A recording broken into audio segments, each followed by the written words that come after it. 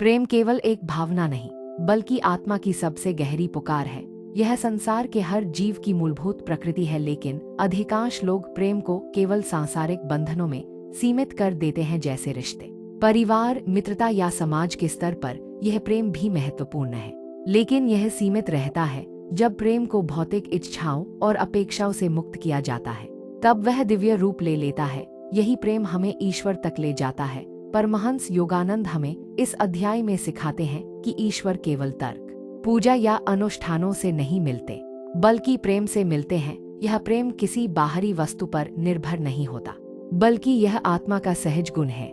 ईश्वर स्वयं प्रेम का साकार रूप है। जब हम उनसे प्रेम करते हैं तो यह कोई बाहरी यात्रा नहीं होती, बल्कि आत्मा की अपने स्रोत की ओर वापसी होती है। यह प्रेम न किसी विशेष व्यक्ति के लिए होता है, न किसी विशेष वस्तु के लिए, बल्कि यह प्रेम पूर्णता और शाश्वत आनंद के लिए होता है। यह वही प्रेम है जिसने संतों, भक्तों और योगियों को उनकी सीमित पहचान से मुक्त करके ईश्वर की गोद में विलीन कर दिया। यह प्रेम एक माँ के अपने बच्चे के प्रति स्नेह से भी बढ़कर है। प्रेम संसार की किसी भी वस्तु से ऊपर उठकर केवल ईश्वर में लीन होता है।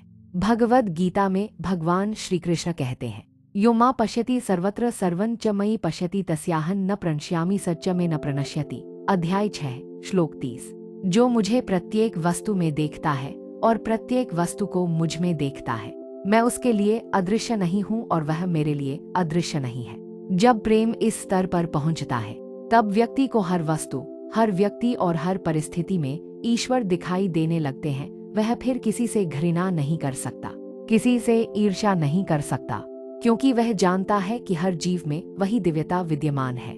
सामान्य प्रेम इच्छाओं और स्वार्थ से जुड़ा होता है। हम जिससे प्रेम करते हैं उससे कुछ अपेक्षा रखते हैं, जैसे स्नेह, देखभाल, सुरक्षा या संतोष, लेकिन यह प्रेम स्थायी नहीं होता। जब हमारी अपेक्षाएं पूरी नहीं होती, तब यह प्रेम दुख का कारण बन जाता है। सांसारिक प्रेम में जुड़ाव होता है, लेकिन इसमें बंधन भी होते हैं। यह प्रेम स्वतंत्र नहीं करता, बल्कि और अधिक बंधनों में जकड़ता है। लेकिन जब प्रेम निस्वार्थ हो जाता है, जब प्रेम केवल देने में आनंद अनुभव करता है, तब यह प्रेम दिव्य बन जाता है। यही प्रेम आत्मा को मुक्त करता है और उसे उसकी असली स्थिति में पहुंचाता है। भगवान श्री कृष्ण इस प्रेम की महिमा बताते हुए कहते हैं, पत्रन पुष्पन फलन तोयन यो में भक्त्या प्रयच्छति तदहन भक्त्युपृतम श्नामी प्रैतात्मने। यदि कोई भक्त प्रेम और भक्ति के साथ मुझे पत्र, पुष्प, फल या जल अर्पण करता है, तो मैं उसे स्वीकार करता हूँ। इस श्लोक से यह स्पष्ट होता है कि ईश्वर को पाने के लिए भव्य यज्ञों या जटिल अनुष्ठानों की आवश्यकता नहीं होती, केवल प्रेम और भक्ति ही पर्याप्त है। परमहंस योगानंद कहते हैं कि ईश्वर कोई दूरस्थ शक्ति नहीं, बल्कि हमारे भीतर ही मौजूद है, लेकिन हम उन्हें देख नहीं पाते, क्योंकि हमारा मन संसार की चीजों में उलझा रहता है। जैसे सूरज हमेशा चमकता है, लेकिन बादल उसकी रोशनी को ढक लेते हैं, वैसे ही हमारी इच्छाएं, अहंकार और सांसारिक मोह हमें ईश्वर के प्रेम से दूर कर देते हैं। लेकिन जब मन पूर्ण रूप से शांत हो जाता है, जब हम अपने भीतर की गहराई में उतरते हैं, तब हमें एहसास होता है कि ईश्वर सदा से हमारे हृदय में ही थे, लेकिन हम उन्हें देखने में असमर्थ थे। भगवद गीता में कहा गया है, मनमना भव मद्भक्तो मद्याजी मां नमस्कुरु मां में वैश्यसी युक्तवैव मात्मानन मत्पराय रह। अध्याय 9 श्लोक 34। मुझ में मन लगा, मेरे भक्त बन, मेरी पूजा कर और मुझे नमन कर, इस प्रकार तू मुझ में ही आएगा। यह मैं तुझसे सत्य वचन कहता हूँ, क्योंकि तू मुझसे अत्यंत प्रिय है। यह श्लोक बताता है कि जब व्यक्ति ईश्वर को ही अपना सर्वस्व बना लेता है, तब वह सांसारिक बंधनों से मुक्त हो जाता है। ये प्रेम उसे हर चिंता, हर भय और हर असुरक्षा से मुक्त कर देता है।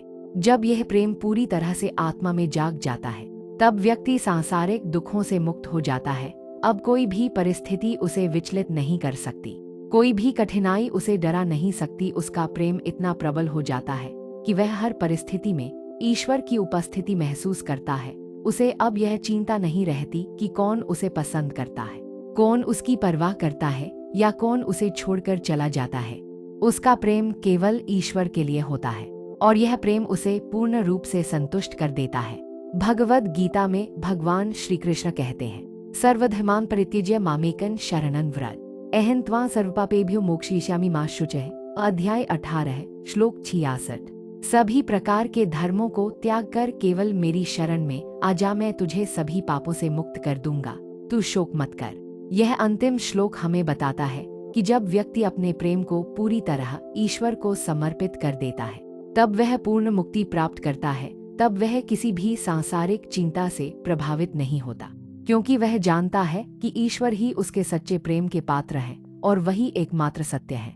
तो क्या आप भी इस दिव्य प्रेम को अपने जीवन में अनुभव करना चाहते हैं? क्या आप सांसारिक प्रेम की सीमाओं से परे जाकर उस प्रेम तक पहुंचना चाहते हैं जो आपको संपूर्णता और शाश्वत आनंद की अनुभूति कराए?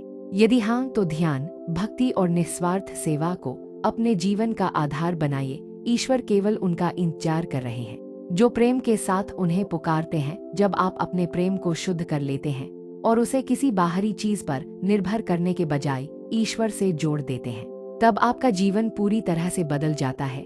ये प्रेम आपको हर परिस्थिति में आनंद और शांति देगा और आपको वह अनुभव कराएगा जिसे शब्दों में व्यक्त नहीं किया जा सकता।